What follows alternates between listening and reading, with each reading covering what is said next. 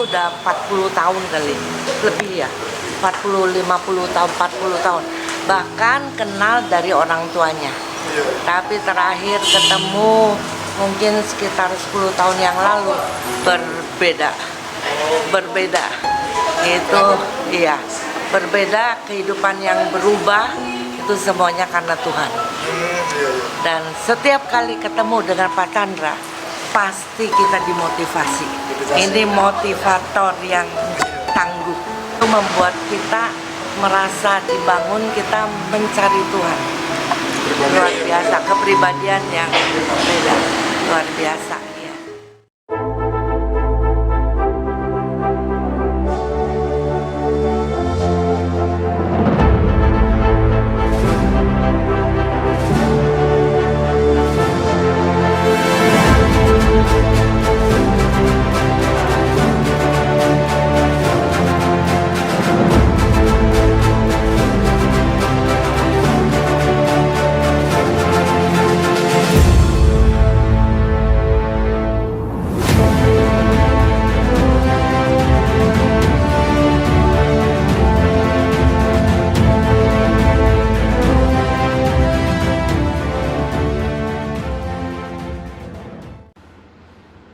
Jumpa kembali di MDT Journey Inspiration of Life.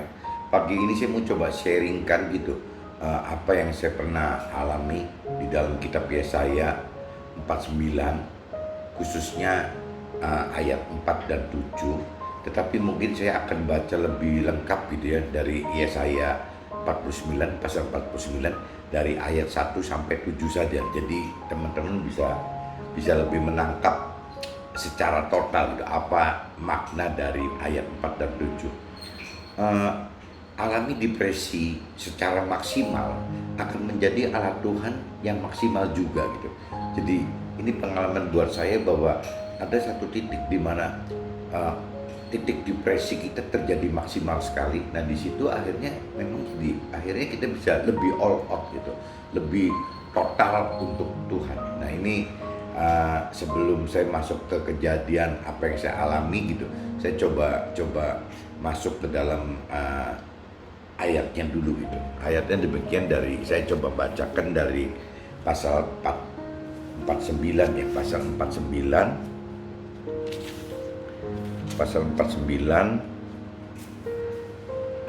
ayat 1 sampai 7 gitu. Jadi ini saya coba kasih catatan dulu.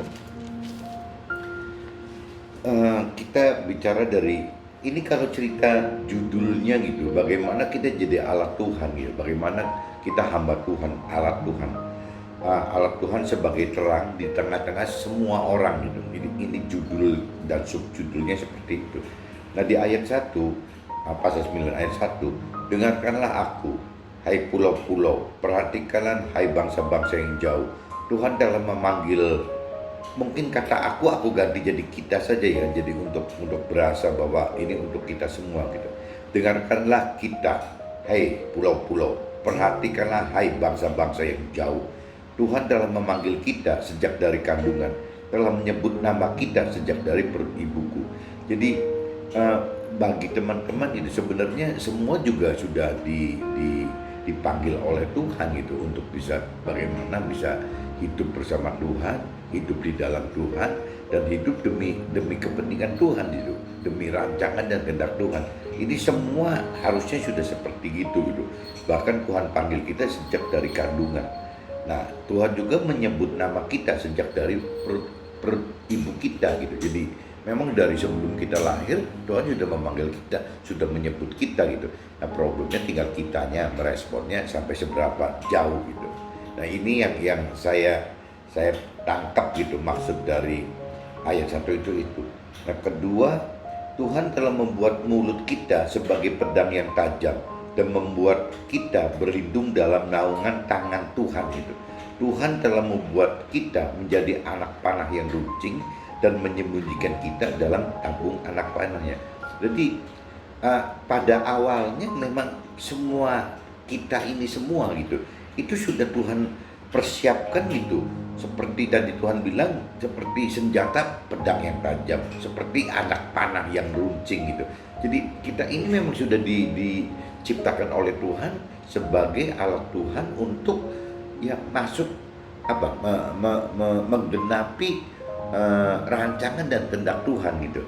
Nah ini jadi kita perlu sekali lagi ingat bahwa kita jangan sekali-kali katakan bahwa kita ini belum terpilih, kita ini bukan alat Tuhan gitu. Jadi kita semua ini adalah sudah terpilih dan Tuhan sudah panggil kita, Tuhan sudah memanggil sejak dari dalam kandungan ibu kita, dan Tuhan sudah anggap kita seperti pedang yang tajam dan anak panah yang runcing. Ini kita mesti mengenal dan mengerti akan firman ini, sehingga kita tidak punya alasan bahwa kita ini tidak dipakai Tuhan. Itu salah besar gitu. Nah, Tuhan berfirman kepada kita adalah hamba Tuhan, dan oleh kita Tuhan akan menyatakan keagungan Tuhan gitu. Nah, jadi kembali lagi bahwa kita hidup secara benar apabila kita percaya Tuhan, dan apabila kita taat gitu, kita mengenal mengerti akan firman Tuhan, dan kita taat melakukan Tuhan. Sebenarnya hidup kita ini bukan untuk kita gitu. Kita hidup itu adalah untuk kepentingan dari Tuhan sendiri, bukan untuk kita gitu. Nah, cuman kan banyak disalahartikan. Kalau ada orang yang belum mengenal Tuhan, ya wajar gitu, beranggapan bahwa hidupnya bukan untuk Tuhan, hidupnya buat kita sendiri gitu. Mungkin paling jauh buat keluarga kita, mungkin gampangnya gitu. Tapi sebenarnya kalau kita sudah mengenal dan mengerti Tuhan, bahwa hidup itu bukan untuk kita gitu. Hidup ini adalah untuk Tuhan. Bagaimana caranya kita mengagungkan Tuhan gitu. Intinya gitu, tujuan kita hidup itu adalah itu menurut firman loh. Jadi kembali lagi, kalau kita yang percaya Tuhan dan kita taat gitu apa yang Tuhan perintah dan peraturkan, yaitu bagaimana kita mengagungkan Tuhan, bukan kita mengagungkan kita sendiri atau kita mengagungkan keluarga kita, bukan itu gitu. Ini perlu digarisbawain bahwa Tuhan berfirman kepada kita, engkau adalah alat Tuhan, dan oleh kita Tuhan akan menyatakan keagungan Tuhan. Oleh kita, melalui kita, Tuhan akan menyatakan keagungan Tuhan, bukan untuk keagungan kita gitu. Nah, ini yang sering salah kaprah gitu. Nah, yang kalau orang yang tidak mengerti akan firman Tuhan, mungkin wajar ya seperti itu. Tapi yang agak konyol lagi, ya, orang yang sudah mengaku bahwa hidup di dalam Tuhan, hidup di dalam percaya kepada Tuhan, taat kepada Tuhan, tapi pengertian hidupnya masih berbeda gitu, bahwa mereka hidup itu bukan karena untuk keagungan Tuhan, tapi mereka hidup lebih egois untuk keagungan pribadi atau keluarganya gitu. Ini yang khususnya untuk yang belum mengerti, belum mengenal Tuhan, ya coba secepatnya mengenal dan mengerti. Tapi sebaliknya untuk yang sudah mengaku mengenal dan mengerti, ya cobalah koreksi diri gitu, apa yang salah gitu. Kalau memang kita masih menuju ke arah mengagungkan diri kita sendiri atau mengagungkan keluarga kita, ini yang jadi salah nantinya. Tetapi kita berkata, kita telah bersusah-susah dengan percuma dan telah menghabiskan kekuatan kita dengan sia-sia tak berguna. Namun hak kita terjamin pada Tuhan dan upah kita pada Allahku. Nah, ini memang seperti itu gitu. Jadi kalau kita belum sadar, kita akan mengeluh ikut Tuhan itu seolah-olah masih kok tidak seperti orang dunia pada umumnya gitu. Pasti orang mengeluh karena ikut Tuhan itu kan banyak persyaratan gitu. Bagaimana caranya untuk kita sukses duniawi itu kan syaratnya banyak sekali. Yang terutama kan bagaimana untuk mencapai kesuksesan dan duniawi itu harus melalui poin keselamatan akhirat dulu gitu. Ini kan terbalik dengan manusia awam gitu, manusia dunia pada umumnya. Kalau manusia awam atau dunia pada umumnya, sasaran target yang pertama dia, prioritas pertama kan kesuksesan duniawi dan nama besar, nama baik gitu. Itu yang diuberkan sama orang duniawi atau orang awam ini. Tapi kalau bagi orang yang sudah lebih mengenal dan mengerti Tuhan, targetnya kan bukan itu. Bagaimana sasaran prioritas pertamanya adalah mencari keselamatan akhirat, kebenaran, mencari kebenaran Tuhan dan keselamatan akhirat. Baru Tuhan, bukan kita yang mencari. Nanti Tuhan yang menambahkan uh, nama baik dan kesuksesan duniawi. Jadi ini bedakan ya antara Tuhan tugaskan kita untuk mencari kebenaran dan keselamatan akhirat. Itu ditugaskan mencari loh. Tapi kalau cerita untuk kesuksesan duniawi atau nama baik, itu Tuhan yang nambahkan loh, nggak usah dicari lagi. Tuhan akan tambahkan ke kita ya nama baik dan kesuksesan duniawi. Tapi kalau bicara keselamatan dan kebenaran, keselamatan akhir dan kebenaran, itu Tuhan instruksikan harus nyari. Kita harus nyari gitu. Jadi beda sekali antara kalau keselamatan akhirat dan kebenaran Tuhan itu kita tugasnya adalah mencari. Tapi kalau bicara untuk mendapatkan nama baik dan kesuksesan duniawi, tidak perlu mencari, Tuhan tambahkan gitu. Jadi nggak usah nyari juga, pasti datang sendiri. Itu maknanya seperti itu gitu. Jadi kita kalau ikut Tuhan susah-susah ya wajar gitu. Tuhan katakan di sini wajar-wajar aja. Kita jangan frustasi, jangan merasa itu sia-sia gitu. Karena memang itu proses iman untuk menuju seperti itu. Tapi Tuhan janji loh, waktu kita dalam kondisi tertekan, dalam kondisi depresi segala macam gitu, Tuhan janji bahwa hak kita gitu, selama kita melakukan firman Tuhan, hak kita dan upah kita tetap Tuhan sediakan kok. Meskipun kita merasa bahwa kita ini gagal-gagal terus, kita ini sampai frustasi, bahkan sampai depresi, sampai maksimal depresinya gitu, sampai udah benar-benar kayak orang nggak mau hidup, mungkin bisa sampai berasa seperti itu. Tapi Tuhan jamin gitu bahwa hak kita dan upah kita Tuhan yang pasti siapkan gitu untuk kita. Jadi kita nggak usah khawatir. Bagi yang percaya loh, kecuali kalau yang percaya tanggung-tanggung ya jadi serba susah. Tuhan bilang kalau udah tanggung-tanggung begitu bisa Tuhan muntahkan kali gitu. Ngapain dia nggak panas, nggak dingin gitu, Tuhan akan muntahkan. Di firman lain ada pernyataan seperti itu gitu. Jadi sekali lagi saya tekankan di sini, apabila kita melakukan firman Tuhan, kita nggak usah khawatir kita ini gagal-gagal melulu gitu seluruh urusan sukses dan duniawi dan nama baik kita. Kita kadang-kadang malah dicemooh gitu. Tapi Tuhan ingatkan, udah pokoknya nggak usah khawatir, Tuhan jamin bahwa yang namanya hak dan upah kita mengikut Tuhan itu Tuhan yang adakan, Tuhan yang siapkan gitu. Nah, maka sekarang firman Tuhan yang membentuk kita sejak dari kandungan untuk menjadi alatnya untuk mengembalikan kepadanya, jadi membalikan kita dan sesama kita kepadanya. Jadi tujuan utama Tuhan seperti itu loh. Bagaimana kita bisa kembalikan kita dan sesama teman-teman kita yang lain untuk balik ke Tuhan lagi, dan sehingga semua bisa mengagungkan Tuhan. Itu sasaran prioritas satu Tuhan tuh itu gitu. Nah, waktu orang sudah bisa mengagungkan Tuhan, itu secara otomatis orang pasti mengalami kebenaran hidup gitu. Jadi pasti hidupnya benar gitu. Nah, ini yang coba di teman-teman coba pikirkan gitu, bagaimana caranya supaya bisa masuk ke fungsi itu. Jadi sekali lagi bahwa firman Tuhan katakan bahwa Tuhan itu yang membentuk kita sejak dari kandungan untuk menjadi alatnya, untuk mengembalikan kita kepada rancangan dan kehendak Tuhan yang awal gitu.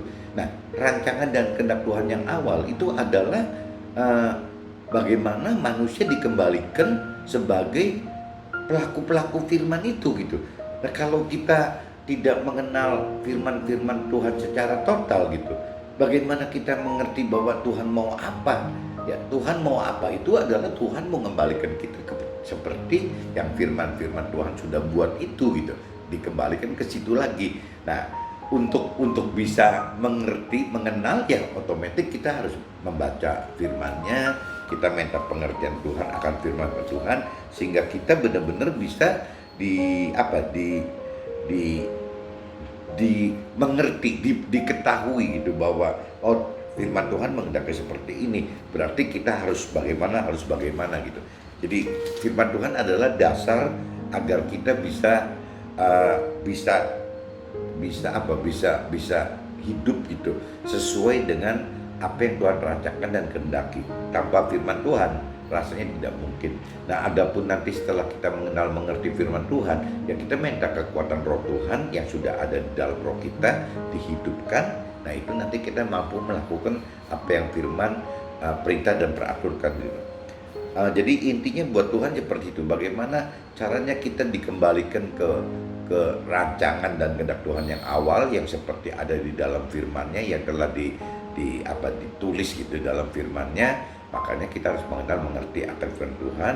Nah, setelah kita dibalikkan, kita dikumpulkan. Maksudnya dikumpulkan berarti kan bukan cuma kita jadi alat Tuhan untuk mengumpulkan teman-teman, mengumpulkan sesama gitu, untuk semua sama dengan nasib kita masuk ke dalam rancangan dan kehendak Tuhan.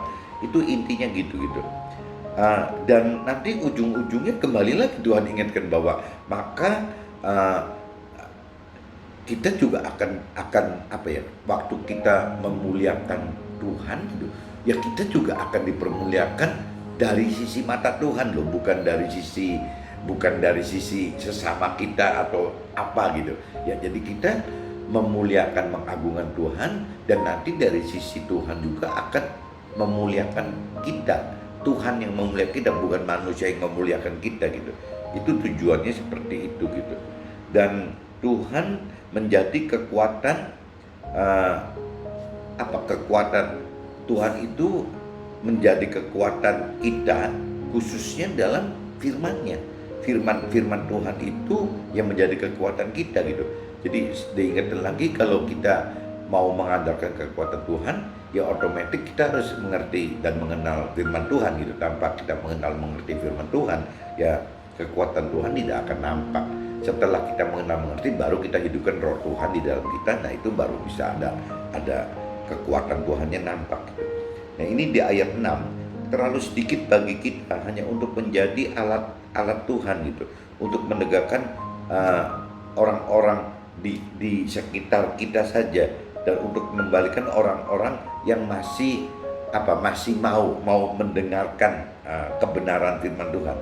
Tetapi Tuhan akan membuat kita menjadi terang bagi bangsa-bangsa, supaya keselamatan yang daripada Tuhan sampai ke ujung bumi. Jadi Tuhan itu bukan cuma sekedar bagaimana caranya memberitakan keselamatan, memberitakan kebenaran firman Tuhan hanya untuk kita ya, atau hanya untuk keluarga kita, atau hanya untuk lingkungan pekerjaan kita gitu. Tapi Tuhan pengen pakai kita menjadi alat Tuhan untuk menjangkau ke sesama kita dimanapun juga gitu, sebanyak-banyaknya. Tuhan ingin seperti itu. Nah, tinggal respon kitanya mau bagaimana, pengertian kitanya bagaimana, pengenalan firman-Nya bagaimana. Dan saya lihat banyak sekali yang berbeda-beda teman-teman nih. Ya, ada yang cuma sekedar bukan seperti itu, cukup sendirian aja, ada enggak yang penting satu keluarga, tapi ada juga enggak yang penting satu rumah. Ini tergantung dari pengenalan, pengertian, dan iman kita. Kalau memang ya itu tujuannya kan, kalau sampai bisa ngalami hal-hal yang berat sekali, akhirnya kita tahu bahwa sebenarnya nomor satu itu Tuhan gitu, nggak ada yang lain. Jadi bukan kita pribadi, kita bukan bicara keluarga kita juga bukan bicara komunitas di pekerjaan kita gitu, tapi ya semuanya Tuhan gitu. Nah, saat kita sudah ada pengertian seperti itu, baru kita bisa menjadi lebih besar lagi gitu. Dan yang terakhir di ayat 7-nya, beginilah firman Tuhan yang Allah yang kudus gitu, Allah yang maha kudus, kepada kita yang dihinakan orang. Jadi waktu kita menjalankan firman Tuhan, melakukan firman Tuhan, biasanya kita dihina orang, dan gak aneh kalau juga dijijikkan orang gitu, dijijikkan semua orang gitu ya, baik itu keluarga kita, baik itu mungkin penguasa-penguasa yang berhubungan dengan kita, atau pembesar-pembesar yang berhubungan dengan pejabat-pejabat, atau kerabat-kerabat kita, atau teman-teman kita gitu. Biasanya sih umumnya gitu, waktu kita melakukan firman Tuhan, kita dianggapnya aneh, bahkan mungkin dicemoohkan, bahkan mungkin dihinakan, bahkan mungkin dijijikkan gitu. Tuhan udah ingatkan bahwa kita akan alami seperti itu gitu. Nah, satu saat mereka akan melihat perbuatan Tuhan melalui kita, dan mereka akan bangkit, berbalik memberi hormat dan menyembah gitu. Nah ini Tuhan bilang seperti itu gitu. Jadi waktu awal-awal kita sebagai alat Tuhan mungkin kita ngalami seperti itu ya, misalnya cemoohan, hinaan, dijijikkan sesama gitu, itu wajar.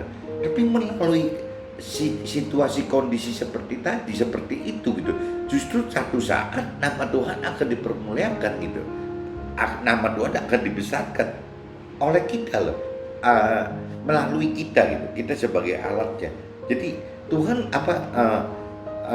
sesama kita yang tadi menghina, mencemoohkan, menjijikan itu akhirnya memberi hormat dan sujud, karena Tuhan yang setia. Mereka ngerti bahwa melalui kita ini ya Tuhan terbukti setia gitu, setia oleh karena yang Maha Kudus, Allah kita yang memilih kita.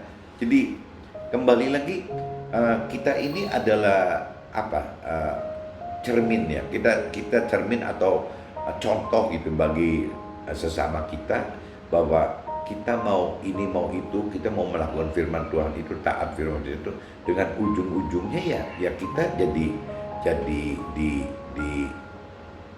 malah jadi dihargain Tuhan, Tuhan dimuliakan, Tuhan diagungkan oleh sesama kita ya, oleh karena kita jadi alatnya Tuhan gitu. Nah ini yang kadang-kadang kalau kita belum merasakan ini gitu ya susah menjabarkan, menjelaskannya susah gitu. Jadi kita ya cuma cukup sebatas bagaimana kita taat menjadi alat Tuhan.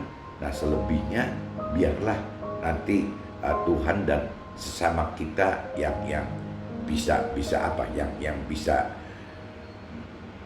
mengerti masing-masing. Jadi mungkin kalau Tuhan katakan kan ya nanti melalui kita Tuhan akan dipermuliakan, apa iya atau tidak kita nggak ngerti gitu. Tapi kalau bagi sesama juga saya tidak ngerti apakah sesama itu memuliakan Tuhan atau tidak, kita juga tidak peduli. Yang penting kita harus taat apa perintah dan peraturan Tuhan agar kita bisa masuk ke dalam rancangan negara Tuhan.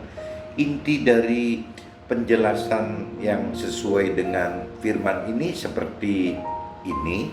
Nah nanti kita coba jelaskan juga, kita sharingkan juga penjelasan versi operasionalnya. Coba kita tunggu sebentar. Kalau yang terjadi di Yesaya 49:4 dan 7, di ayat 4 dan 7, atau mungkin yang tadi saya bacakan total ayat Yesaya, kitab Yesaya pasal 49 ayat 1 sampai 7. Intinya kalau yang saya alami di dalam kehidupan saya itu, alami depresi maksimal akan menjadi alat Tuhan yang maksimal juga gitu. Jadi kita apabila mengalami benar-benar depresi yang benar-benar di titik nadir gitu, di maksimal sekali, biasanya nanti kita akan timbul keberanian dan pengertian bahwa ya kita akan menjadi alat Tuhan yang besar sekali, yang maksimal sekali juga gitu. Jadi itu seperti tabur tuai kali ya, kalau menabur kita menabur keberanian kita demi Tuhan sampai mengalami hal-hal depresi yang maksimal sekali, ya pasti kita akan mendapatkan tuaian gitu ya, menjadi alat Tuhan, menjadi berkat gitu, untuk berkatnya Tuhan bagi sesama kita gitu ya secara maksimal juga. Nah ini saya coba ceritakan apa yang terjadi dalam hidup saya gitu. Ada saat kita alami ujian dan cobaan hidup sampai tingkat depresi, sampai terasa kematian itu jalan yang lebih baik daripada alami depresi yang seperti siksaan hidup saat jalani ujian dan cobaan. Jadi ada satu titik, mungkin bukan cuma buat saya gitu, mungkin buat teman-teman juga ngalami hal yang sama kali.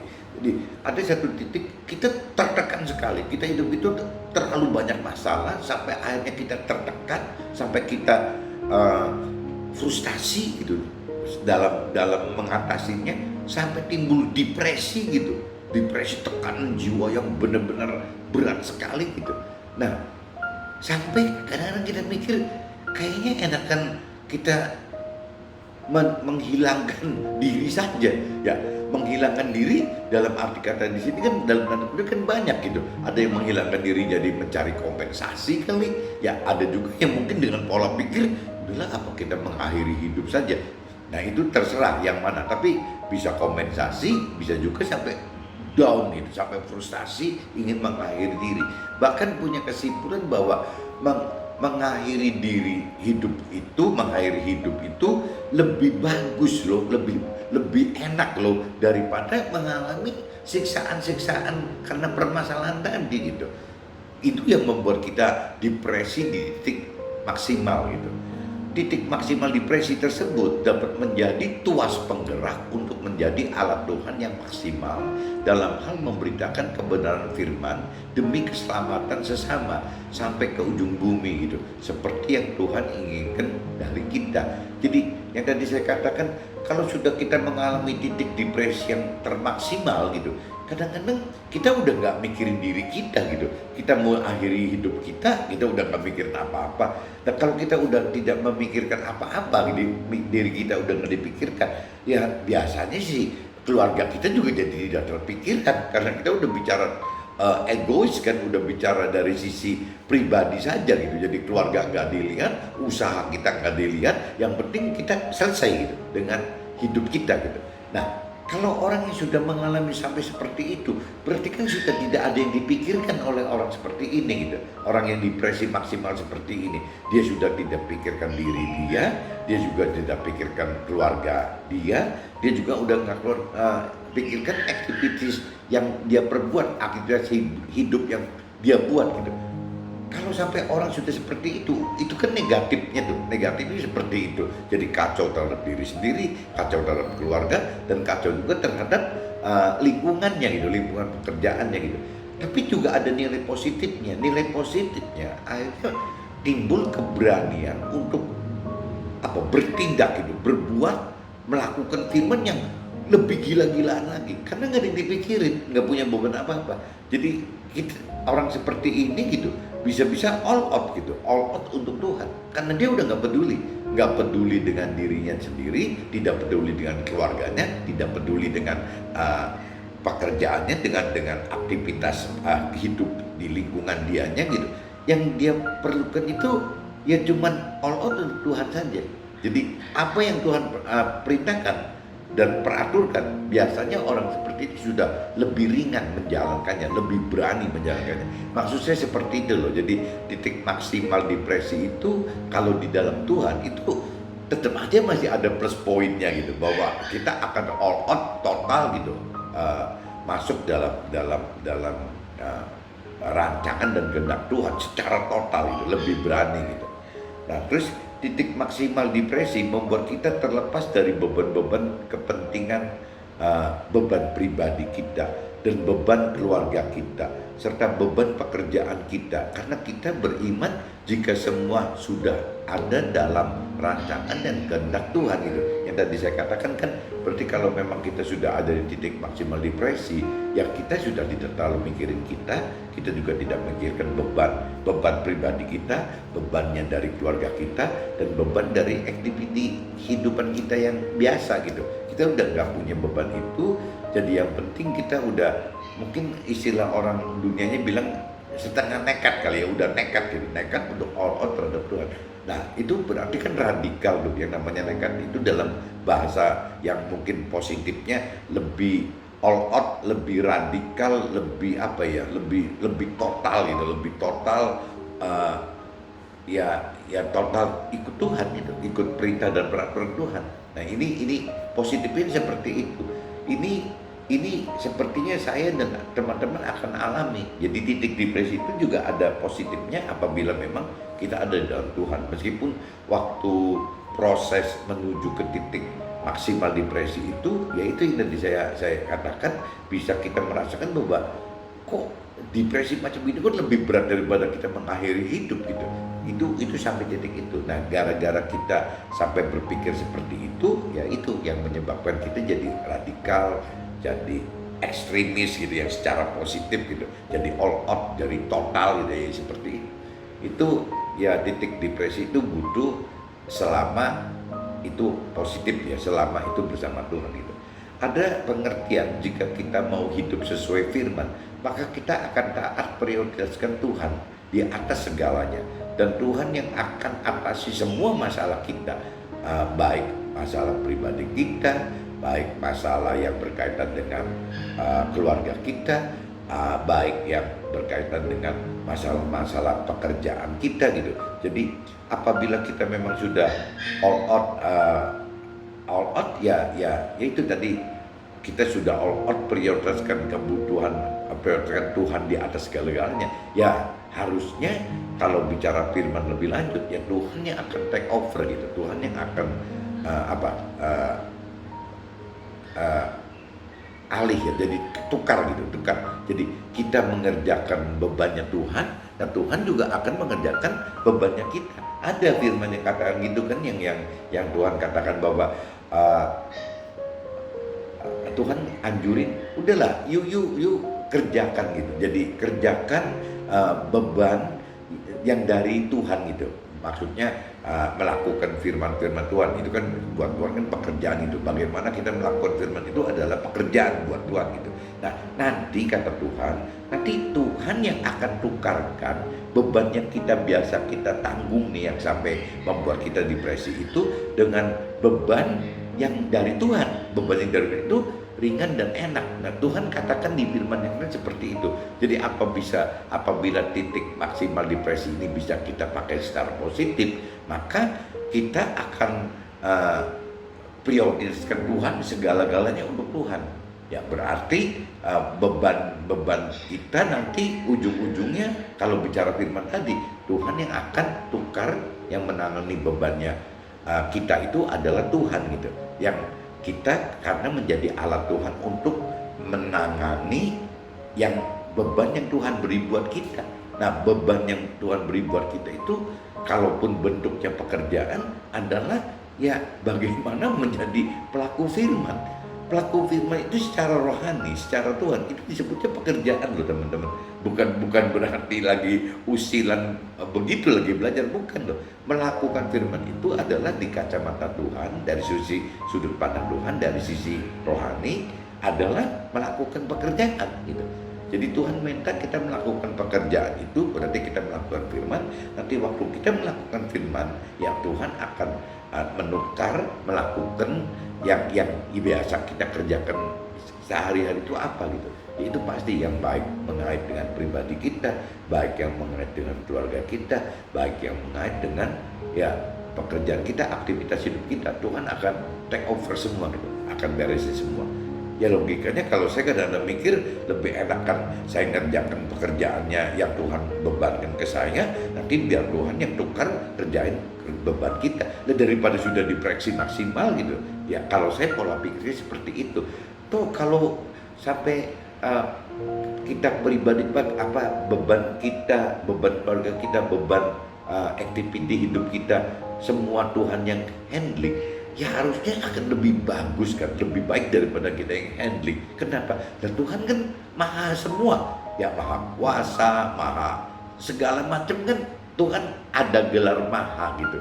Ya pasti waktu handling saya pribadi, waktu di pending keluarga saya, waktu handling perusahaan saya atau aktivitas hidup saya, pasti Tuhan akan lebih sempurna dibanding saya yang mengerjakan gitu. Saya kan punya banyak keterbatasannya. Kalau Tuhan itu kan supranatural, berarti kan nggak ada yang mustahil dan nggak ada batas gitu. Buat Tuhan kan seperti itu. Mudah sekali untuk Tuhan besarkan kita, keluarga kita, dan pekerjaan atau aktiviti usaha aktiviti hidup kita gitu.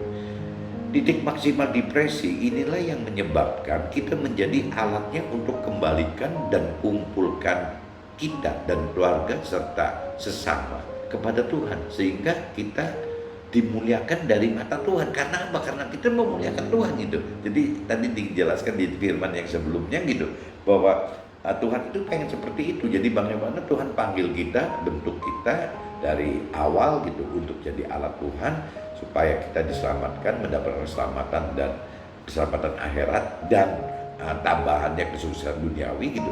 Nah, dimana setelah kita diselamatkan, Tuhan pengen kita jadi alat Tuhan untuk bisa memberitakan kepada sesama yang lain agar sesamanya juga kembali gitu, kembali melakukan firman Tuhan gitu untuk terselamatkan. Karena arti keselamatan di sini adalah yang melakukan firman Tuhan adanya yang diselamatkan gitu. Karena tidak mungkin tidak selamat kalau sudah melakukan firman Tuhan. Nah, problemnya kan untuk melakukan firman Tuhan harus mengenal dan mengerti juga, dan juga harus menghidupkan roh Tuhan itu. Ini kan saling terkait gitu. Jadi seperti itu. Kalau memang kita sudah seperti itu, kita tugasnya berarti bagaimana menjadi alat Tuhan, memberitakan ke sesama kita untuk kembali gitu, kembali ke jalurnya yang Tuhan inginkan. Dan akhirnya kita dengan sesama kita itu bisa memuliakan Tuhan gitu. Nama Tuhan itu diagungkan dan dimuliakan. Nah, waktu kita mengagungkan dan memuliakan nama Tuhan, otomatis dari sudut pandang Tuhan juga akan muliakan kita gitu. Itu maksudnya itu loh firman itu. Jadi ya kita coba renungin lebih dalam lagi supaya lebih mantap lagi ya untuk menjadi pelaku firman gitu. Nah, yang terakhir, titik maksimal depresi inilah yang pada akhirnya membawa kita jadikan Tuhan dihormati dan disembah oleh banyak, yaitu penguasa-penguasa, pembesar-pembesar, serta oleh teman-teman kita yang lain, oleh sesama kita gitu. Jadi yaitu melalui kita ini, melalui titik depresi yang maksimal tadi gitu ya, akhirnya kita jadi radikal, jadi ekstremis dalam tanda kutip gitu, yang baik gitu ya, ekstrim yang baik gitu. Nanti kita jadi all out, kita jadi total untuk Tuhan.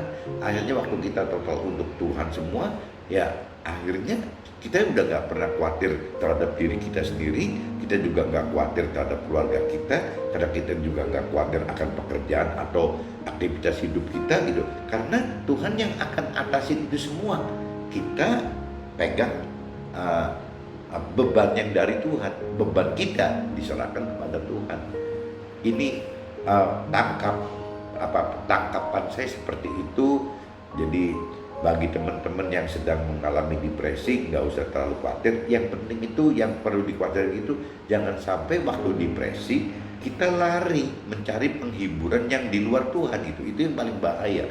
Tapi kalau depresi seberapa beratnya sampai mau bunuh diri pun juga nggak masalah, selama kita ada tetap lari kepada Tuhan itu. Jangan lari di luar Tuhan. Kalau lari di luar Tuhan, kita akan terjerembab. Tapi kalau kita masuk ke dalam Tuhan, ya kita pasti terselamatkan.